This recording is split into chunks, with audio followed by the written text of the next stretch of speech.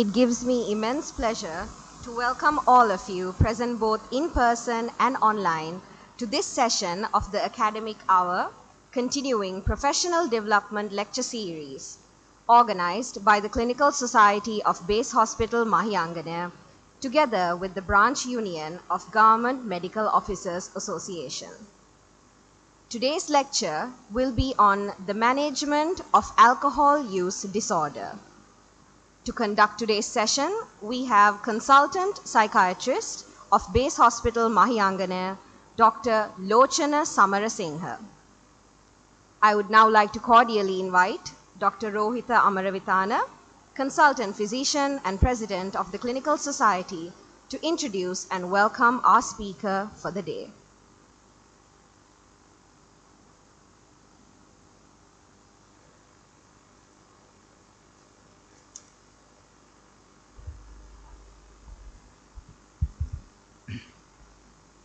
Thank you, Dr. Ann. Good afternoon, ladies and gentlemen. You all are welcome to the session today organized by Mahiyanganaya Clinical Society. Let me to introduce today's speaker, Dr. Lochana Samarasinghe, consultant psychiatrist, Base Hospital Mahiyanganaya. Dr. Lochana Samarasinghe, MBBS Peradeniya, MD Psychiatry Colombo. He graduated from the University of Peradeniya and obtained his MD Psychiatry from University of Colombo. He completed his overseas training in Royal Melbourne Hospital, Melbourne, Australia. After completing his overseas training, he started his work at Base Hospital Nikavarattiya as a consultant psychiatrist, and this year he started work in our hospital as a consultant psychiatrist. His special interest is drug and alcohol management and prevention. He is going to talk on Cheers to Chance, discuss management of alcohol use and disorders. Over to you, Dr. Roger.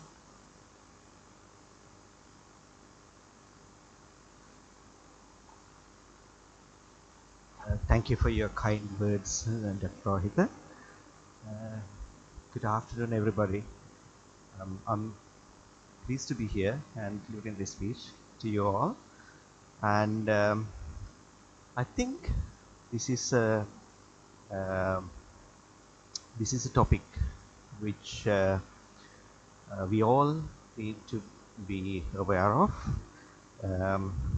because of the patients whom we see in our day-to-day practice. If we know about alcohol and consequences and how to treat them and how to prevent these disorders, and it would be a great help to our community and our patients. So let's begin with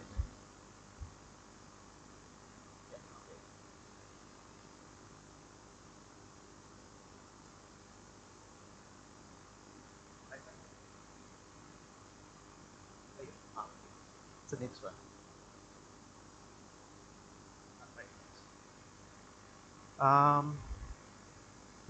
Before managing alcohol use disorders, let's dig into the misuse. Why we should manage, and what are the statistics related to alcohol misuse in Sri Lanka. About 5 to 10% of the patients who admit to hospitals, about 5 to 10% of the total hospital admissions are related to alcohol. And even though we do not see this, about 2,880 patients per 100,000 deaths are related to alcohol in 2016 according to the statistics. And per capita consumption of alcohol about 4.1 liters per annum, and this was a dramatic increase compared to 2005. which was 2.6 liters per annum. Therefore, um, alcohol consumption and alcohol addiction had become a serious problem in our community. When we discuss about alcohol use disorders, so there are various terms which related to this topic. In America, in DSM-5 classification, they use the term alcohol use disorders, and in British classification, ICD classification, they use the word harmful use. Both of these words used as with the same meaning, with the pattern of maladaptive substance use, which impair the health in broad sense. There are various other terms which used in alcohol use disorders, like harmful use, alcohol misuse, problem drinking, and dependence.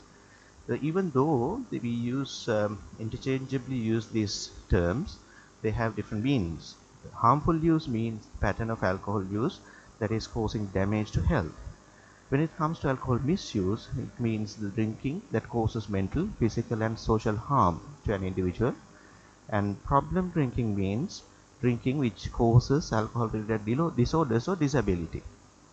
When it comes to the alcohol dependence, it has a different meaning. So there are criteria to diagnose alcohol dependence. Out of 6 dependence criteria, if the patient fulfills 3 criteria, then we diagnose alcohol dependence. Before going to the alcohol dependence criteria, let's try to understand what would cause people to use alcohol. It could be due to social reasons, because when people use alcohol, sometimes they feel relaxed and less anxious.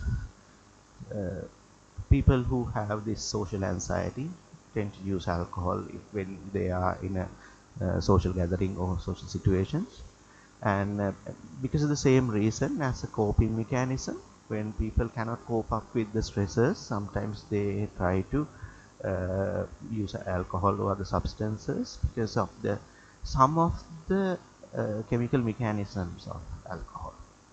And we all know that alcohol causes dopamine.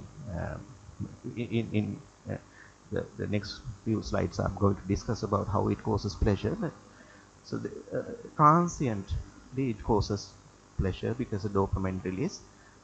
Certain people use alcohol for this particular reason. And also alcohol is in certain cultures and certain environment, alcohol is a cultural thing, and because of the psychological dependence or physical dependence, people used to continue this dependence behavior. These are the features of alcohol dependence. So it has 6 criteria: the strong desire, and the difficulty in controlling the substance taking behavior, physiological withdrawal state, and evidence of tolerance, progressive neglect of alternative pleasure, and persisting with substance use despite clear evidence of overtly harmful consequences. Apologize about this basic slide. And so when it comes to this strong desire, alcohol dependent person, they have this strong compulsion to take alcohol. For example, a manual worker who's dependent on alcohol, they work the whole day with this preoccupation with uh, the idea that he would go to the Kasiputipala or the bar or the wherever he takes alcohol in the evening, and how to spend the evening with alcohol. So this strong desire is there. And when it comes to second criteria, they have this difficulty in controlling, because they don't have they can't control their habit. So until the bottle is over or until their pocket is empty, they used to drink when they start drinking. And once they are dependent, they have this physiological withdrawal state, where when they try to reduce the amount of alcohol, the amount of daily alcohol, amount, or if they try to cut down or stop alcohol, they develop this withdrawal features. Characteristic features are um, these uh, tremors of hands, uh, ans- in- increased anxiety, poor sleep, irritability, nightmares, and loss of appetite, and heavy dependent the people, they do develop seizures or could go into coma. And when they're dependent, they have this evidence of tolerance, which means to with time they have to take more and more alcohol to get the same high, or with the same amount of alcohol they don't get the high as before, so they have to take more. That is tolerance. And then the the patient or the person who is dependent on alcohol, they neglect all the other alternative pleasurable things. For example, and normal individual who could enjoy the company of their family, watching a movie, listening to music, or going on a trip. So the alcohol dependent patient, they do not enjoy the alternative pleasurable activities like that. Their sole pleasurable act is taking alcohol. The last thing is, despite of the clear evidence of overtly harmful consequences like liver disease, risk of cancer, and GORD symptoms, they continue to take alcohol. They can't stop that. So out of these 6 criteria, if they fulfill 3, then we could diagnose alcohol dependence. Right. Why people develop dependence? So in this slide, you all can see this this brain, the cross section of the brain, this dopaminergic pathway which starts from the ventral tegmental area and ends at the nucleus accumbens. This is the final common pathway of pleasure. So when there's pulsatile dopamine secretion in this pathway, it produces pleasure in us. And there are things which could cause natural high, natural pleasure, like winning a game, having a good meal, uh, and sometimes we get pleasure by doing some shopping. So there are various pleasurable activities which could produce this dopaminergic activity in the brain. Uh, as well as some of our behaviors like gambling, maybe screen addiction, gaming addiction, and the other thing is substance like tobacco, as chewing tobacco, or smoking, alcohol, and other substances.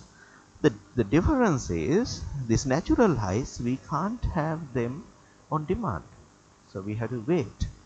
But these behaviors and the drugs, people can have them on demand. If somebody wants a quick high, I mean, when they're dependent on nicotine, if they're smoking, they could easily go and get a cigarette, smoke it, and get this dopamine high. So that's how people develop dependence.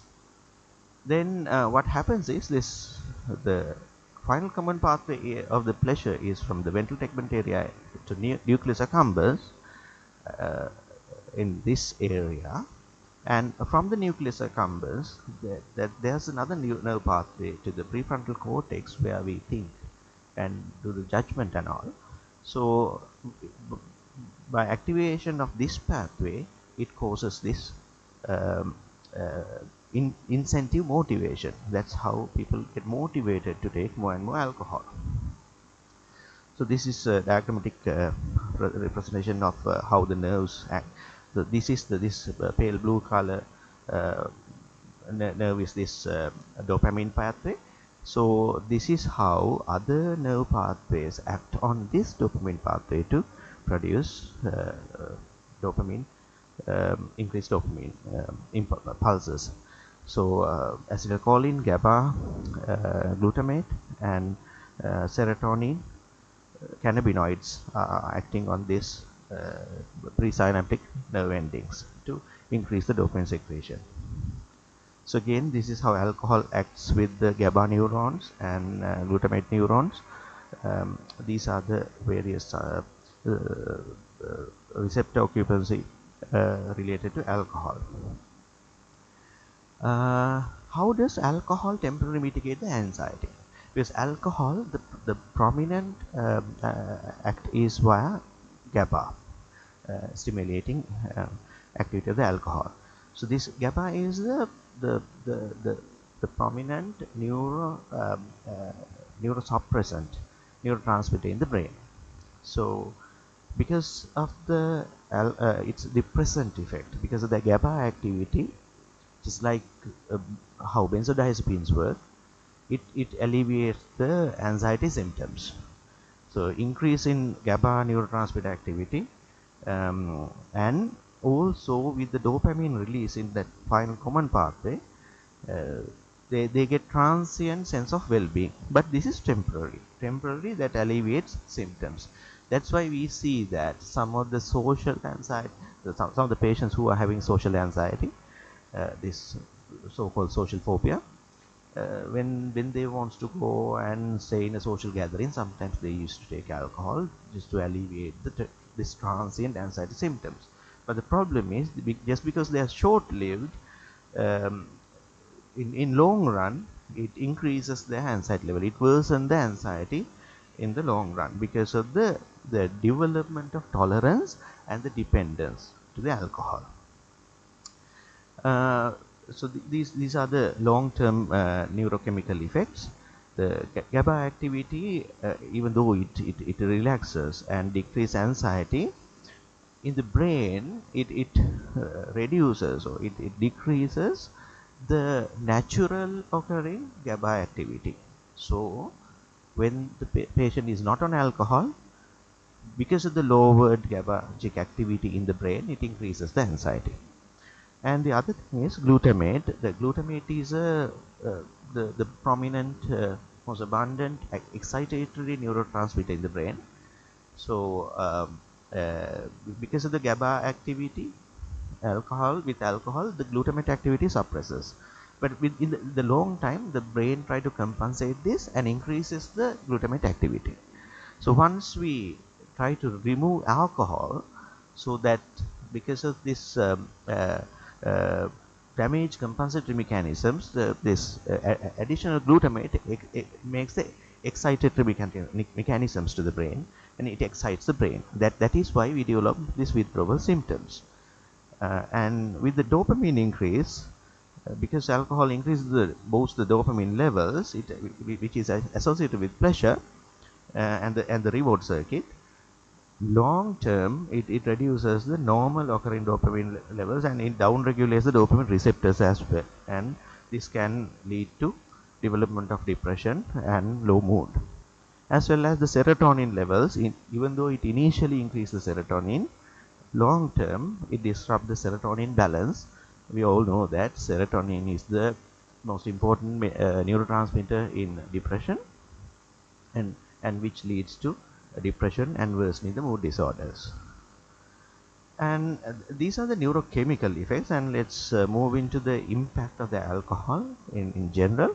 It affects the physical health, mental health, and social well-being of an individual.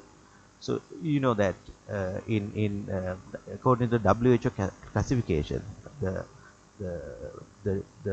health means the well-being of the physical, mental, and social well-being of a person. So all three aspects get damaged. In the physical health, liver disease, and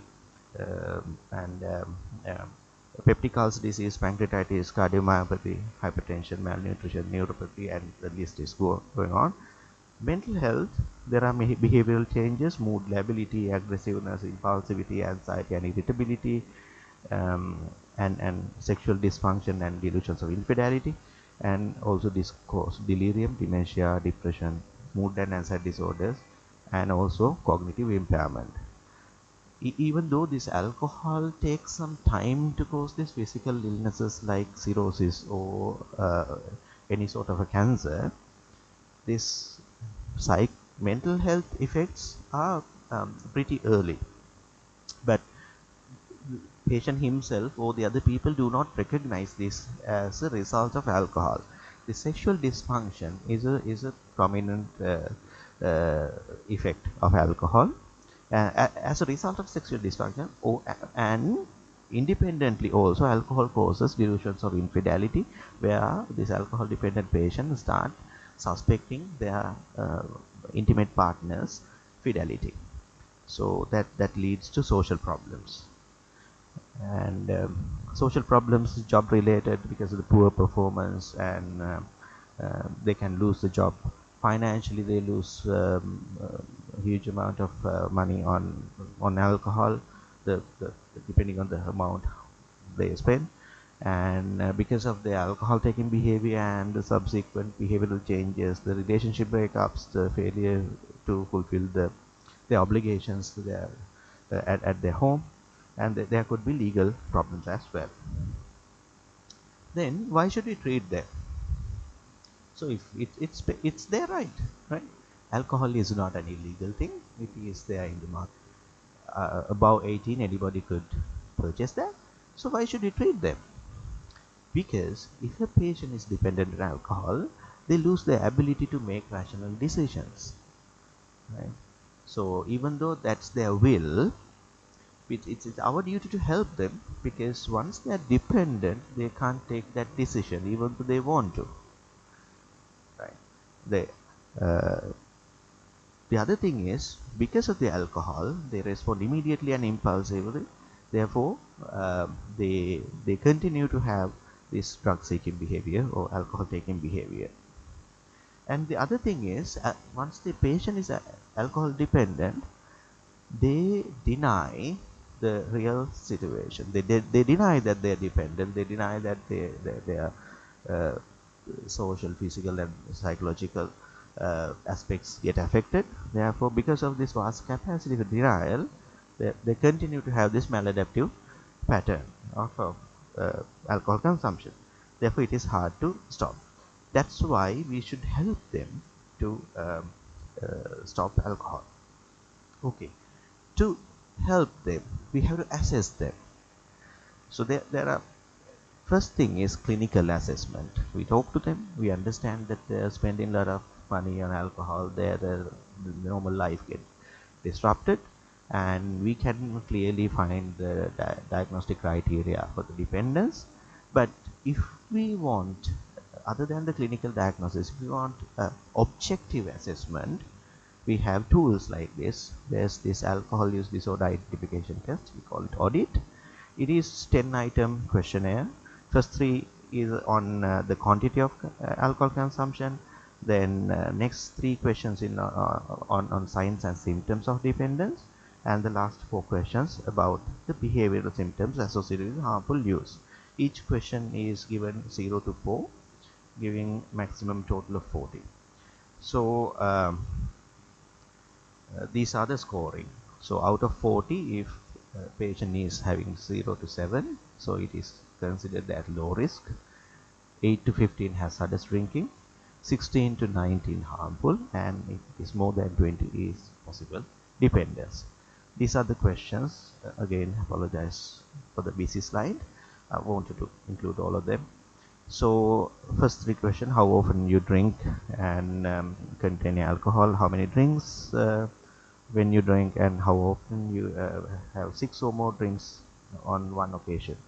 Drink behavior and dependence: how often during the last year have you found you were not able to stop drinking, and how often during the last year have you failed to normally expect from you because of drinking. How often during the last year have you needed first drink in the morning to get yourself going after heavy drinking session. And problems: how often during the last year have you had feelings of guilt or remorse. How often during the last year have you been unable to remember what happened the night before because of you had been drinking. Have you or someone else been injured as a result of your drinking, and has the health worker been concerned about your drinking or suggested you to cut down? So these are the 10 questions, right? This is for an objective assessment, and it's about alcohol use. And again, we have another questionnaire, severity of alcohol dependence questionnaire. It's a 20-item questionnaire which I'm not going to discuss. And again, we can diagnose whether this is the severity mild, moderate, or severe according to the score. But in general setting, this is of course special alcohol related special units. We can use these tools. We can use these tools as a psychiatric clinic. But in your practice, you can obviously use clinical assessment, and depending on clinical assessment, you can diagnose that. Right? Okay. When come to the treatment approaches, what are the steps? The first thing is we have to detoxify the withdrawal state to prevent or to control withdrawal symptoms, because nobody likes to go through these withdrawal symptoms. And the other thing is this: if the withdrawal is severe, they can go into severe conditions like delirium tremens, coma, or seizures, or coma. Therefore, we have to prevent the withdrawal symptoms. Then let's discuss how to do that in the following slides. And then the psychological counseling, the medication to stop craving, and help maintain the abstinence, and continuous support. And treatment for the psychological problems which lead to alcohol taking behavior, such as social anxiety or other comorbid medical conditions, and including these are the treatment approaches. Usually it should be multidisciplinary. Usually we use all these aspects, so it's a package for the patient. So that's how we try to optimize the management. So when we try to detoxify the withdrawal, these are the symptoms of withdrawal: anxiety, agitation and insomnia, tachycardia and sweating, tremors of the limbs, tongue and eyelid, nausea, vomiting, fever, systolic hypertension, generalized malaise. And in severe cases, confusion and hallucination. This happens with the delirium tremens, that is the name of the condition, and of course seizure. This is why these symptoms of withdrawal occurs. For example, think about a spring where and alcohol leaves the weight. So because the alcohol's GABAergic activity, it applies some pressure on this coil. So if we remove this weight, all of a sudden it causes this spring to move faster. Yeah. So this exact same thing happen in the brain once we try to withdraw the alcohol rapidly. So that's why we manage the withdrawal with something which is similar to alcohol GABAergic activity, which does not cause dopaminergic effect, which does not give them high. So benzodiazepines, preferably the chlordiazepoxide, it uses because of its long half-life, which is more than 20 hours, and especially chlordiazepoxide because it's easy to titrate this, and give the GABA activity. And IM thiamine, the dose is 200 milligrams daily for 5 days, and after 5 days we convert it into oral form for 3 months to replenish the thiamine stores. And also at the same time we have to think about the underlying mental illness, such as depression disorder. Chlordiazepoxide, it's important to know how to diagnose, how to calculate the dose. So we calculate it with the amount of alcohol units they drink per day.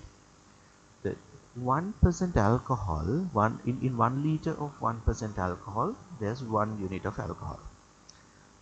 So 1% alcohol, 1 liter, 1 unit. If it is beer, 4.4%, 1 liter, then 4.4 units. When it comes to wine, 25%, in 1 liter, 25 units. Arak, so-called Gallaraku, 32%, in 1 liter, 32 units. 1 bottle, 750 ml, so 1 bottle is 24 units.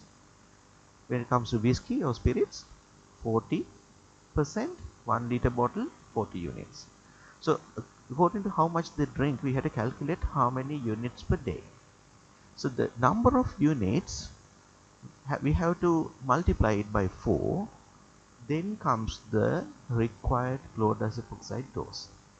So chlordiazepoxide is generic. The well-known name is Librium. Everybody knows the name Librium, right?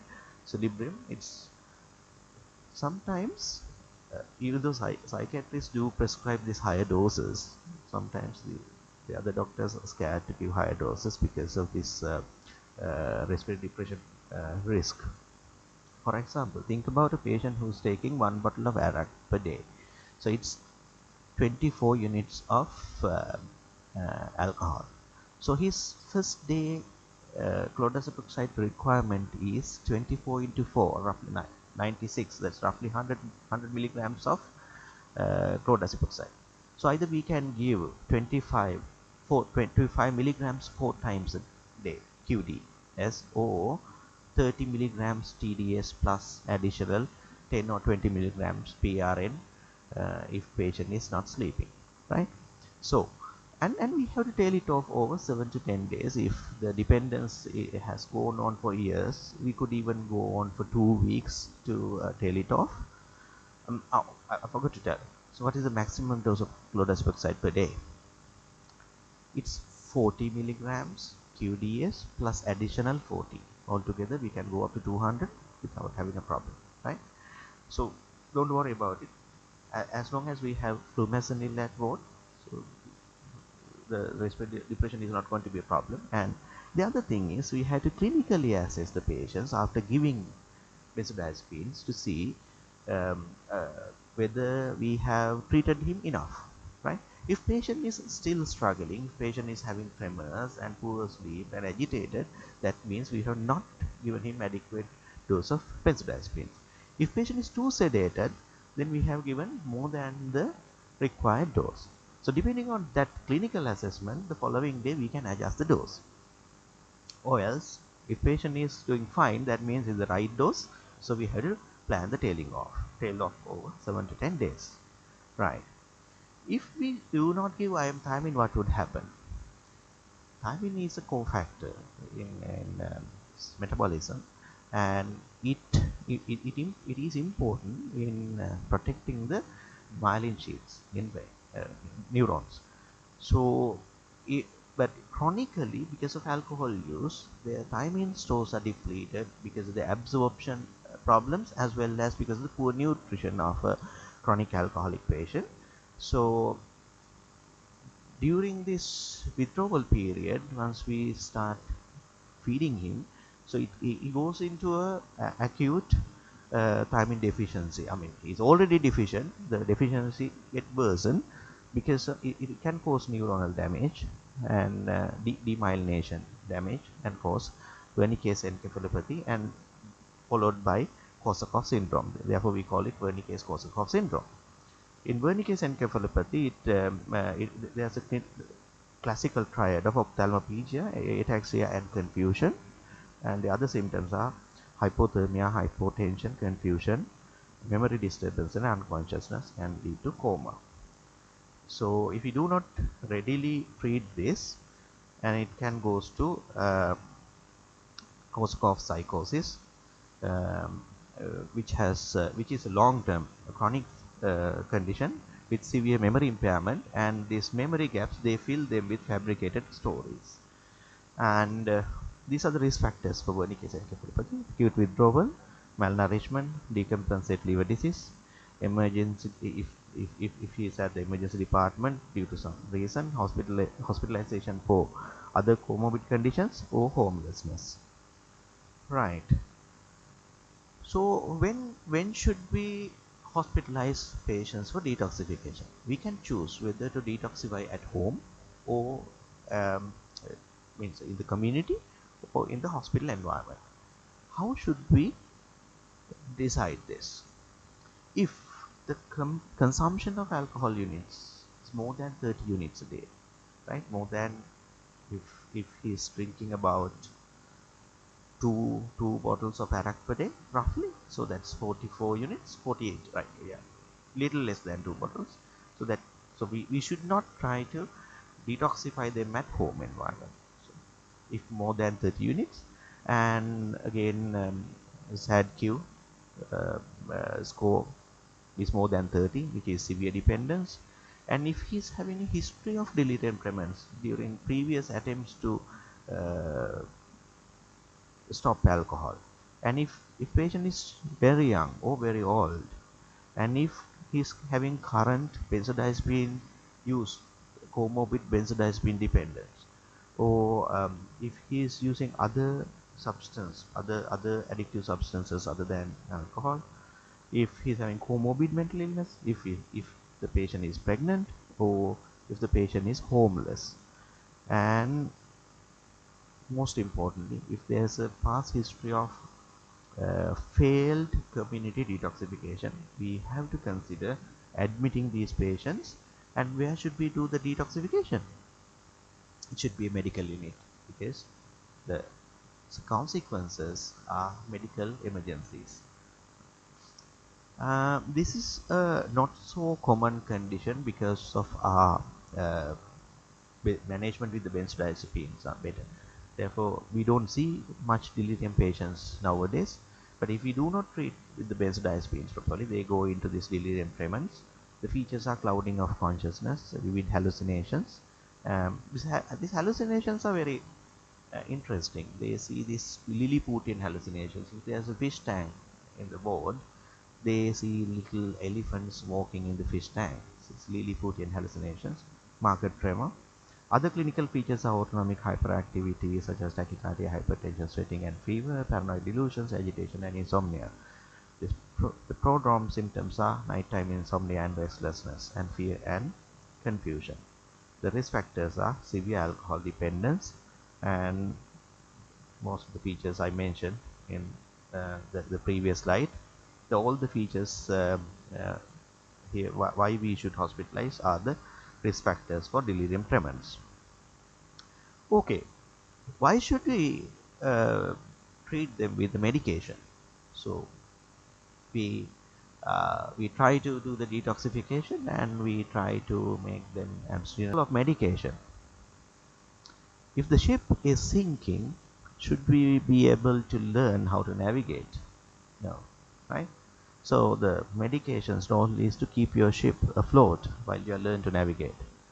So we have three options, the three main options obviously, but there are some other medications as well.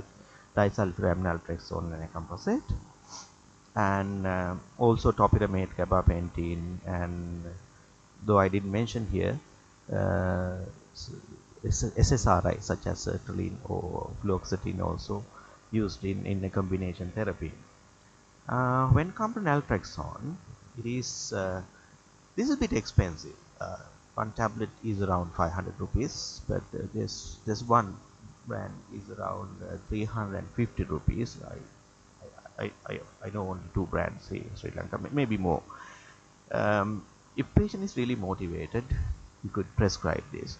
It works by blocking the euphoric effect and the sedative effect of the alcohol by its antagonist effect on mu opioid receptors in the brain. So when the patient takes naltrexone, and it doesn't have this deterrent effect. While they're taking alcohol, they can take naltrexone, and once he take alcohol after naltrexone, they would feel, why should I drink when I don't feel this euphoric effect, when I don't feel high, and when I don't feel sedated, why should I drink? At the same time, some of the patient would think, when I drink, if I don't feel high and sedation, why should I take naltrexone? And they would stop naltrexone as well, right? But motivated patient. So once they learn means once their brain learns that the alcohol is no more pleasurable to me, they eventually they would reduce the amount. Actually, what happens is this reduces the craving, and it helps patient to reduce the number of drinking days, as well as the amount of alcohol during a drinking day. When they drink less, and they stay clean for most of the days. So that is what is expected. While they are drinking, they can start this. Then the dose is 50 milligrams daily, and we can increase it to 100 milligrams if needed. We have to continue at least 6 months to 1 year. And luckily we have this injectable form of naltrexone. I'm not sure whether it is available here in Sri Lanka. I never seen. 380 grams and administered IM as a depot injection. Side effects are very few: nausea, headache, dizziness, and fatigue. The serious side effects could be liver damage, but it is very rare with the high doses anyway. And then come the acamprosate. We call it medical called artificial alcohol, because it has this GABAergic activity, and patient feels this sense of reducing anxiety and this sedated feeling. Therefore, when patient is not fit for naltrexone, so we can, if he doesn't like naltrexone, we can start acamprosate.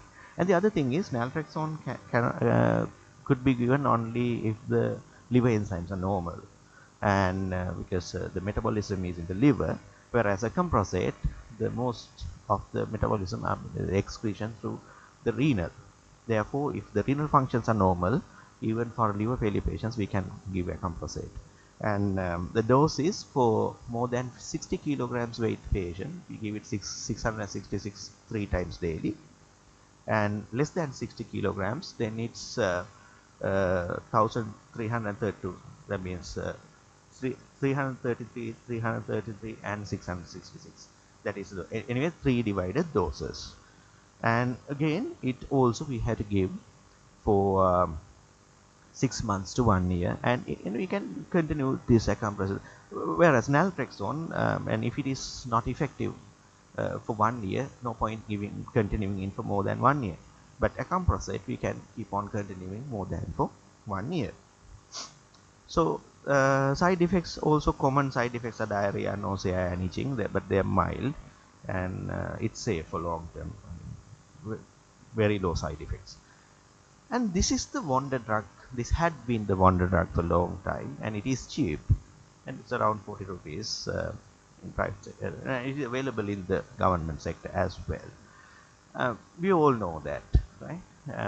It prevents the aldehyde dehydrogenase enzyme inhibits aldehyde dehydrogenase, and therefore it accumulates the toxic intermediate product acetaldehyde. So this is called alcohol disulfide reaction. The dose is 500 milligrams. We have to give a loading dose 500 milligrams 1 week, then followed by 250 milligrams daily for 6 months to 12 months. What happens here is patient develop a list of side effects because of accumulated acetaldehyde. So if he drinks a little bit of alcohol, they get facial flushing, sweating, nausea, hyperventilation, dyspnea, tachycardia, and hypotension. If they take a lot of alcohol, the severe alcohol reaction, acute heart failure, myocardial infarction, arrhythmias, bradycardia, respiratory depression, and severe hypotension. That is why we should not give this medication without patient's knowledge. So I never prescribe this medication to a patient. There are requests from suffering family members. Doctor, can you please give us a medication so we could give him, so he could stop his alcohol taking behavior.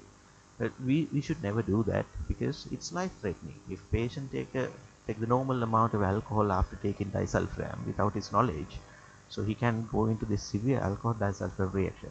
So if patient is motivated enough, we should educate him about this and then give him.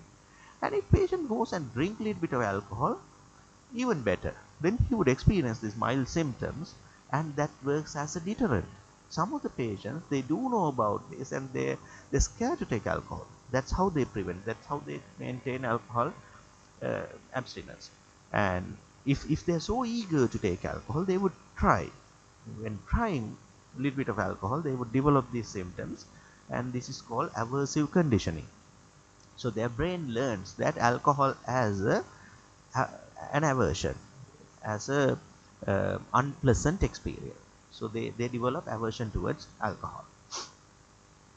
So contraindications, there are, unlike the other two medications, this has contraindications: cardiac failure, coronary artery disease, hypertension, cerebrovascular disease, pregnancy, breastfeeding, liver disease, peripheral neuropathy, and severe mental illness. Yeah, because severe mental illness, patients do not have this self-control sometimes.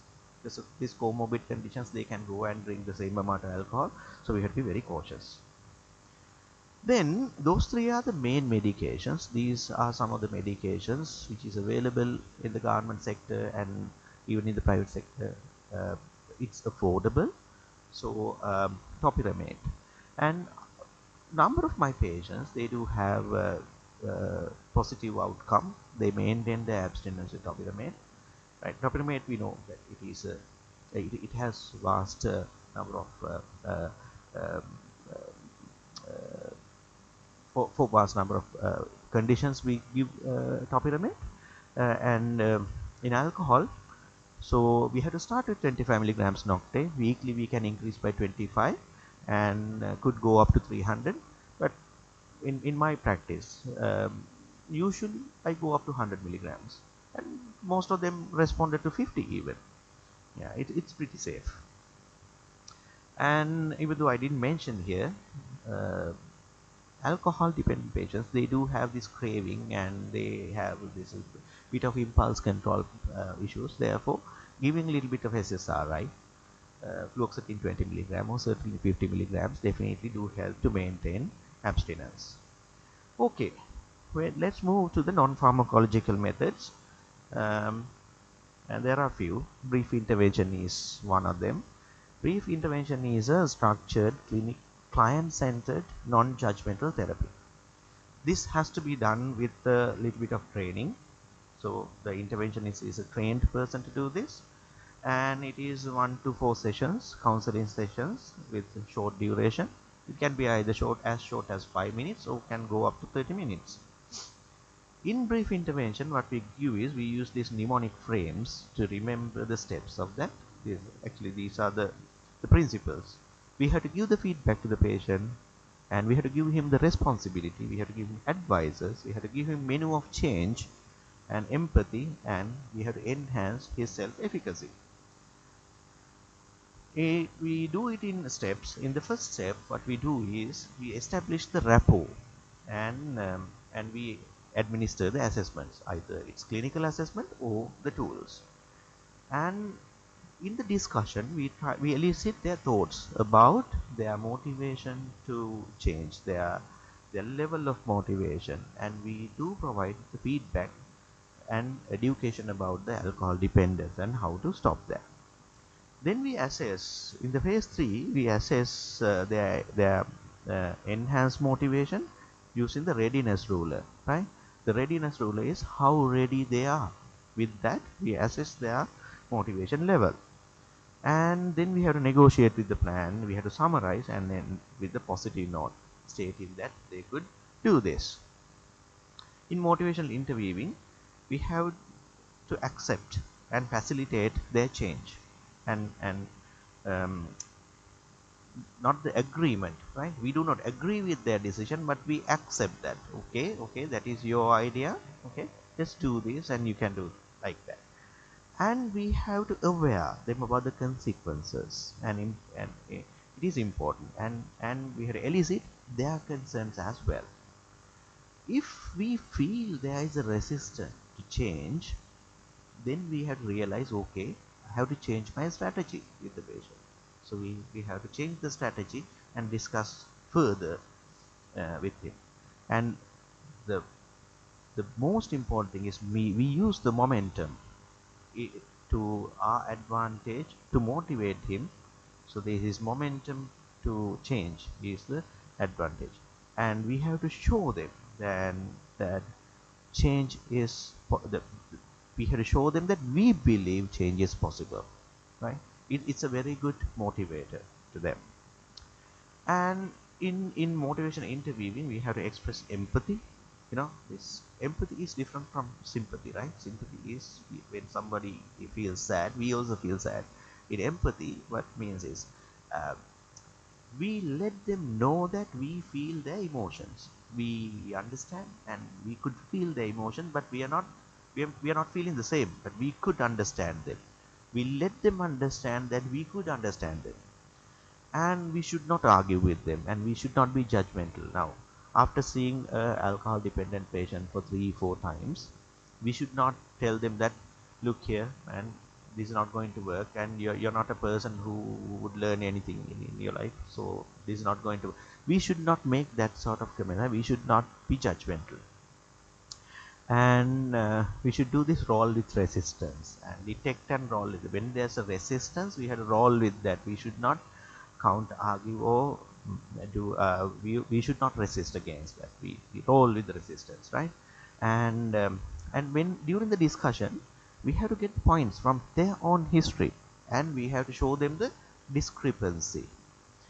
For example, a person would say that, look here, doctor, I have been doing everything for my family. I have spent them. I have fulfilled all their needs.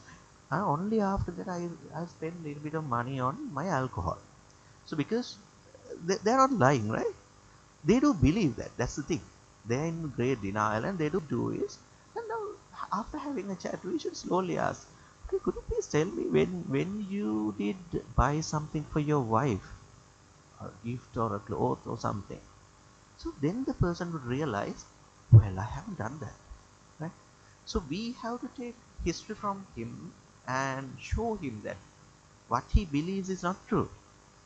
And then we should support his self-efficacy. When the patient is successful, at least if he could maintain few days of alcohol abstinence by the time they come, then we have to support that, and we have to raise the awareness about the contrast between his aims and his behavior.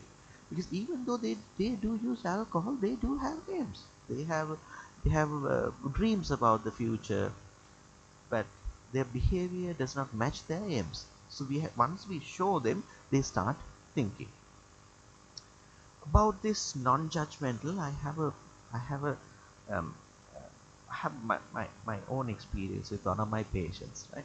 This is really interesting. I'm not going to tell the name. Let's say Mr. N. When I was a registrar there at Kalubovila in 2020, uh, he got admitted on 3 occasions. It's a banker, nice person. He's a gentleman, very nice person. Heavy alcohol dependent. He even got seizures in during the withdrawal period. So he got admitted first time, got very friendly with me, and left after 1 week, started drinking.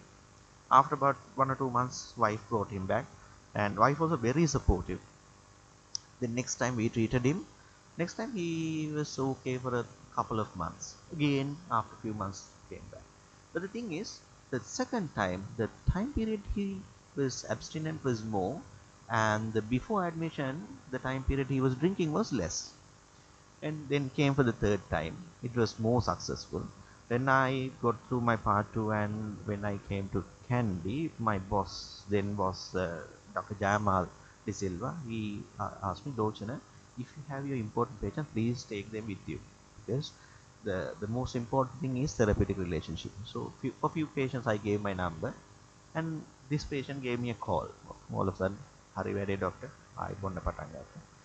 ගිහින් කළුබෝල admit වුණා. මට හරියන්නේ නැහැ දැන් ડોක්ටර්ලා වගේ. Kandy එන්නද? So I spoke to my boss, Dr. Gihana Bevadana. I got down the patient. During next 1.5 years, he got admitted 3 times. The story is same. So each time he get admitted, the duration he stay abstinent is more, and the duration before the alcohol consumption duration before admission is less, becoming less and less. Then I got acting consultant appointment at Mana. Luckily, I had a ward. Then during that 8 months period, he gave a call. 300 kilometers from Colombo, he came to Mana and got admitted there. So 7 times. Then I went for overseas training. So I thought after 2 years when I came back, I thought this man would have died because of alcohol. No, after about 1 month, I got a phone call because saying that now he's not drinking alcohol anymore. So about 2 months back also, Now this story is for about, this go on for last 5 years, well, sorry, 9 years. So this is the success. So we have to believe in him, and he has to believe in us as well, right? That is the key to success. Okay, right. When even heroin dependent patients, when they do come to me, my advice is, පුතා ඊළඟ පාර බීලා හරි කමක් නැහැ clinic එකට එන්න. ඔයා හෙරොයින් ගත්තට කමක් නැහැ. මේක කොහොමටත් වැටි වැටි යන්න තියෙන ගමන ක්ලිනික් එකට එන්න අපි කොහොම හරි මේකෙන් ගොඩ යමු.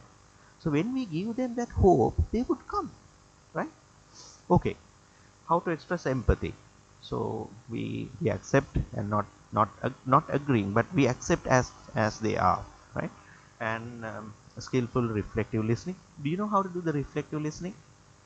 When patient talk to you, අපි කියන්නේ හූමිටිතිය තියහන් ඉන්න ඔව් ඉතින් ඊට පස්සේ තව මොනවද, right? So then they keep on talking to us, right?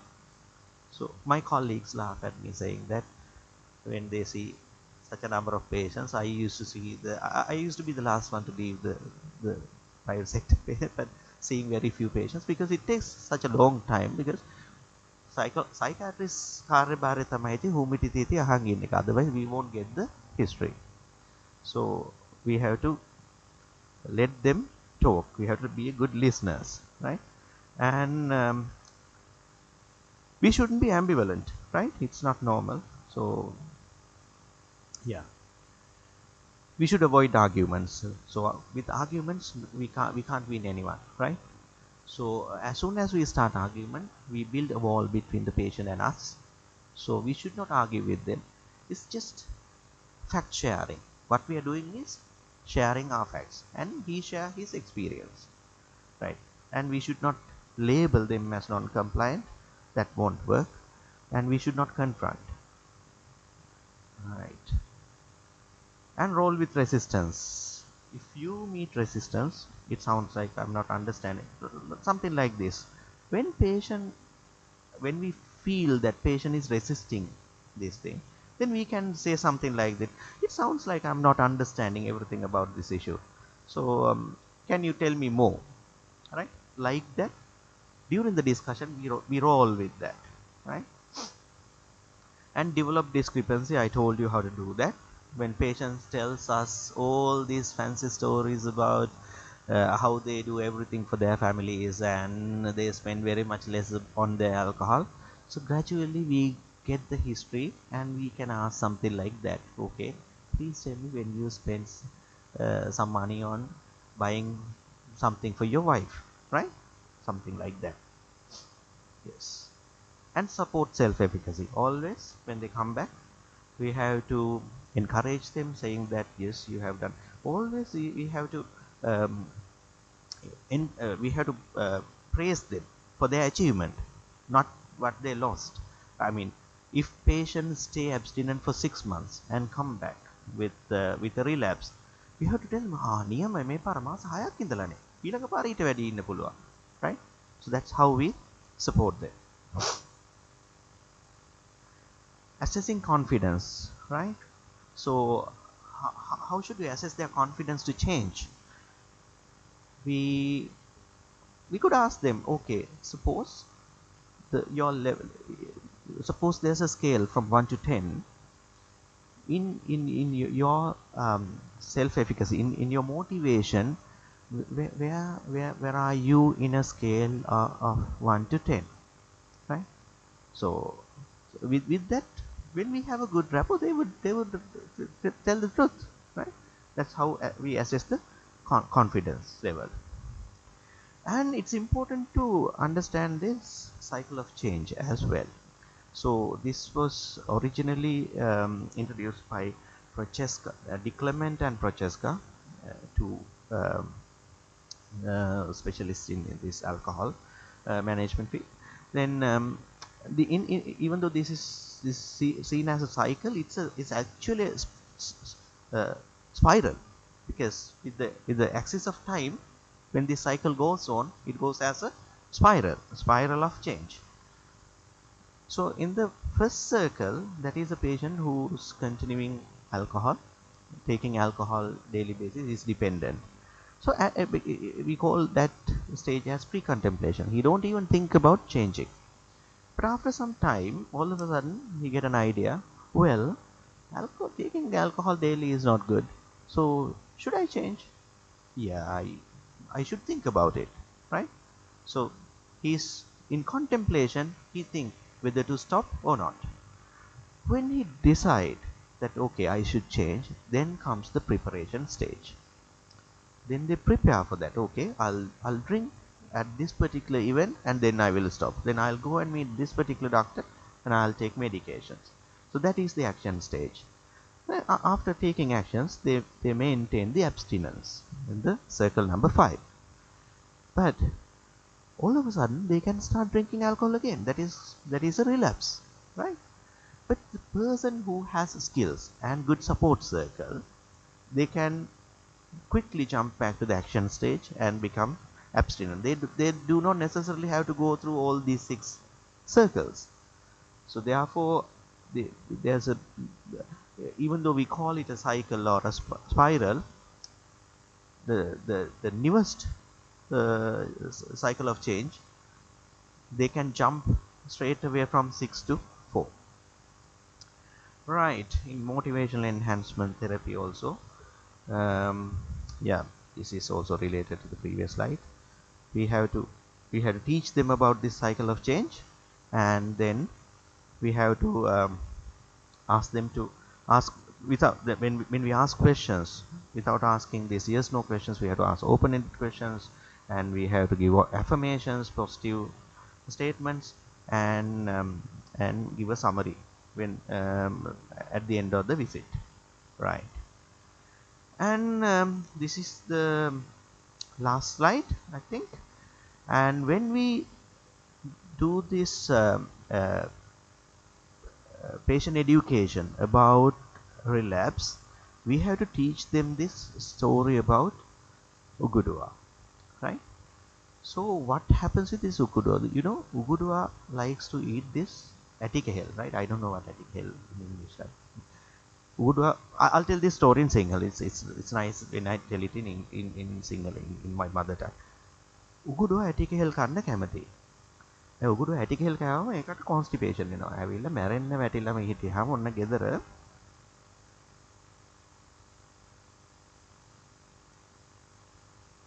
ඉන්නකොට උගුරුවා හිතනවලු තවත් නම් මගේ ජීවිතේට මං ඇටි කෙල් කන්නේ නැහැ කියලා.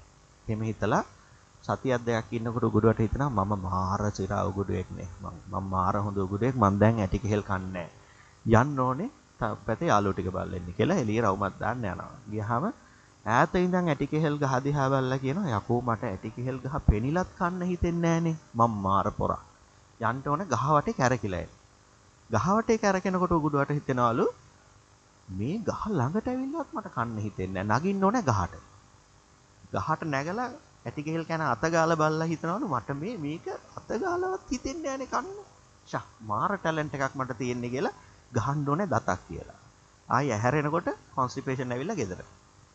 ඔය කතාව කියලා දෙන්න ඕනේ. and ඕක කොහොමද alcohol dependent කෙනෙකුට, any drug dependent කෙනෙකුට මේක අදාළ වෙන්නේ. අපි ට්‍රීට් කරලා patient උත් දැන් ඔය patient ලා කියලා යනවනේ මහත්තයා මේ ජරාව බීලා මට ඇති වෙලා තියෙන්නේ මගේ ආයි ජීවිතේට බොන්නේ නැහැ කියලා. 100,000ක් ඇත්ත කියන්නේ. තමයි කියන්නේ. right? වැඩේ තියෙන්නේ ගෙදර ගිහිල්ලා සති දෙක විතර ඉන්නකොට හරි බෝරින්. යන්න හිතනවා ටවුන් එක පැත්තට කියනවා මේ සයිට් එක right. අපි ඒකට කියනවා මේ seemingly irrelevant decisions, because even though it's a seemingly irrelevant decisions under his unconscious mind, it's a relevant decision, right? So because they don't need to go and see their friends, right? They think that okay, I'll go and because I'm pretty boring here, I should go to the town and see my friends. So when he take this seemingly irrelevant decision, he exposes himself to high risk situations, because once he go to the town, he good motivation, and who has good support circle, they readily seek help and become abstinent, and they go into maintaining abstinence. But people who do not have life skills and who do not have good support circle, and mainly when they become lapsed, they get this self-pity feeling, ලැජ්ජාව, අයියෝ මම පොරටොක් දීලා ආවේ, how could I go and see that doctor again? So rather than seeing him, it's better to continuously drink again. So they become relapse and go on for months until some of the family members bring them back. We have to teach them, right? Actually they can learn, right? So that is the other skills. Sorry, this is the last slide. And we have to help them with improving other skills as well. So one is urge surfing.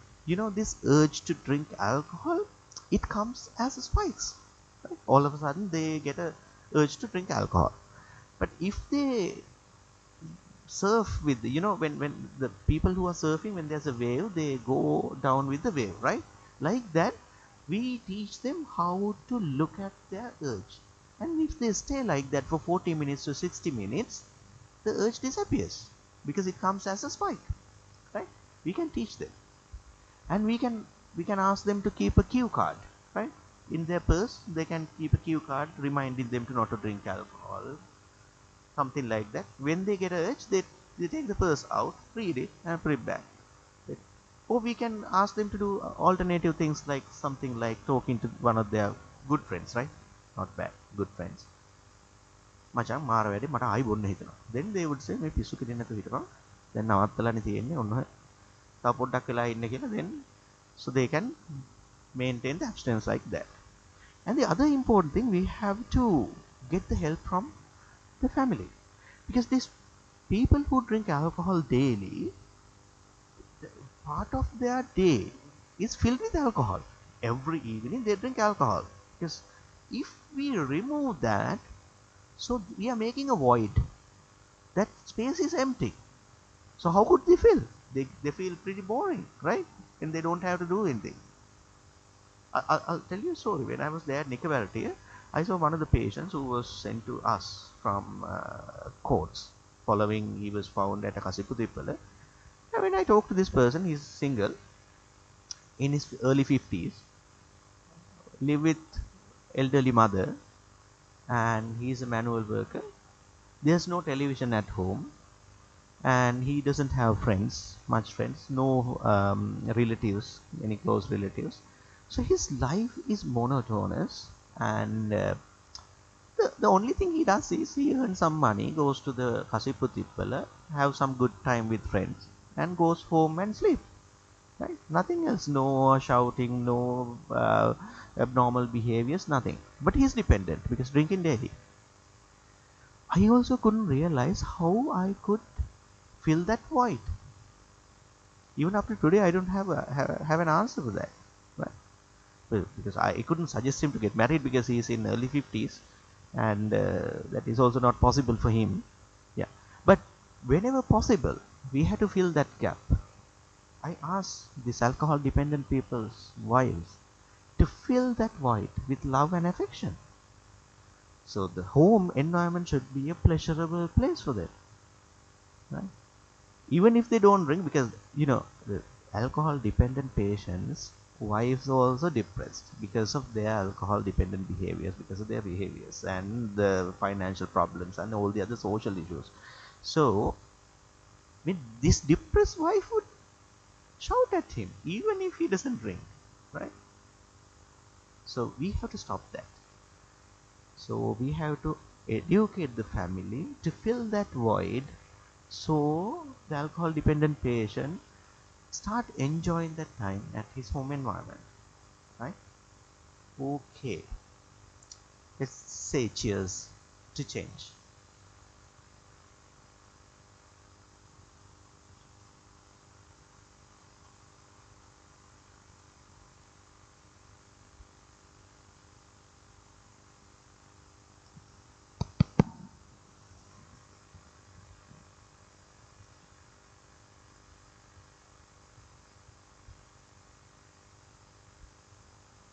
Thank you, sir, for that insightful lecture.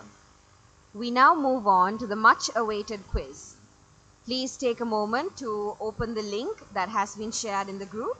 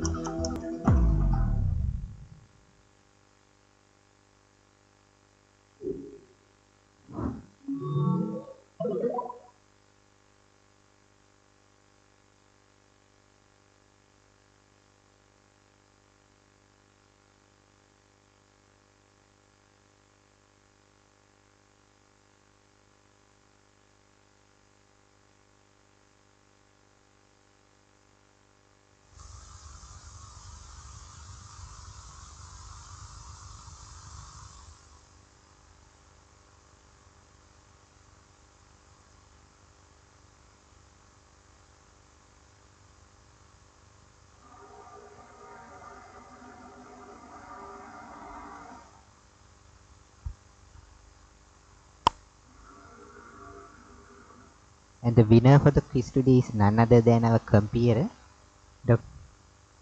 I would like to invite Dr. Lochana Samarasinghe to give away the gift.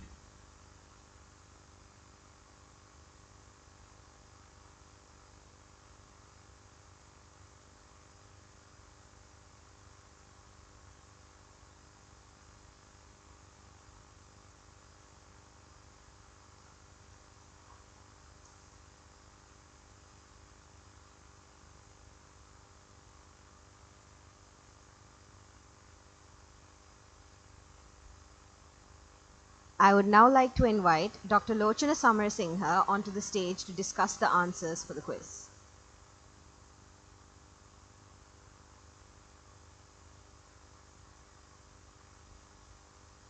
They were simple questions, right?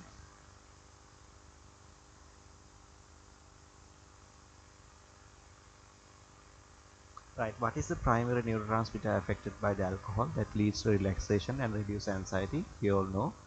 GABAergic activity is the relaxation causing neurotransmitter. And which of the following is not feature of alcohol dependence? There are 6 features, and the lack of physical withdrawal state is the wrong answer. The answer which is out of this file, not a dependency. Actually, it should be presence of physical withdrawal state. And what is the score on the audit questionnaire such as hazardous or harmful use? It's D. It should be 8 or more. And which medication is used to reduce craving for alcohol? Can be administered as monthly injections. The only known monthly injection is naltrexone. What is the classical triad of symptoms of Wernicke's encephalopathy? You know, ataxia, ophthalmoplegia, and confusion. Which of the following is, and what is the main goal of motivation interviewing in the context of alcohol use disorders treatment? The goal is to increase patients' readiness to change. And which physical health condition is not typically associated with chronic use? Myopathy and peripheral neuropathy all are related. Diabetes is the. Which medication is known to cause unpleasant effect when alcohol is consumed, acting as a deterrent? It is disulfiram. Thank you.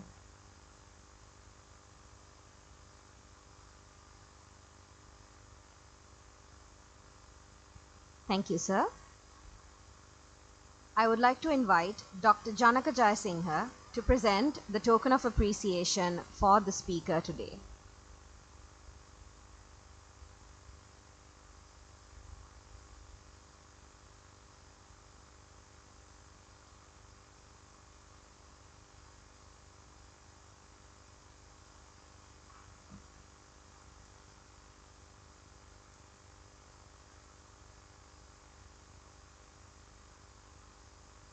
Also, on behalf of the Clinical Society, I would like to thank Dr. Janaka Jayasinghe, President of the GMOA, who would be leaving us soon, for the extended support that he has extended generosity to the society. Thank you, sir. Now we have come to the end of the session, so I would like to thank each and every one of you for taking your time to be here with us today.